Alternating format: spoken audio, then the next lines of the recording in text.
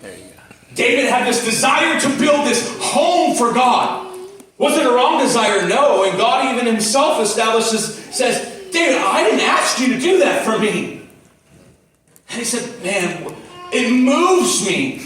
But, and this is where I believe there was a shift in David. Is God goes, but I don't, and I believe, this is my interpretation, this is in the scripture now, this is Josh. I believe God said, but I don't want to miss my season with you in the tabernacle.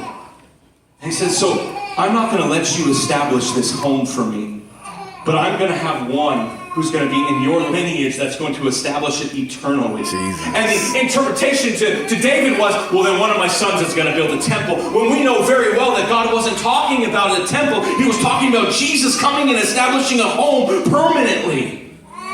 But David didn't fully understand it. So from the point of period where David got told no, you slowly started to see the decisions David made were a little bit off.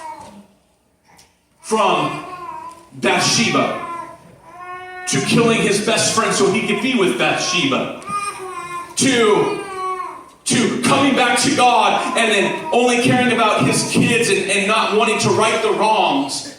Then we find ourselves in this Absalom conundrum because David wasn't leading right in Absalom's eyes and many's eyes because he stepped out of his seat in the gate. And he stopped executing justice and judgment that he was called to do as a king. And so he let things happen in his own home, which then ultimately would be all of Israel as well. And so in this, Absalom rightfully interpreted and discerned that David was out of order. But what Absalom did is he said, well, then I'm going to bring order back to it.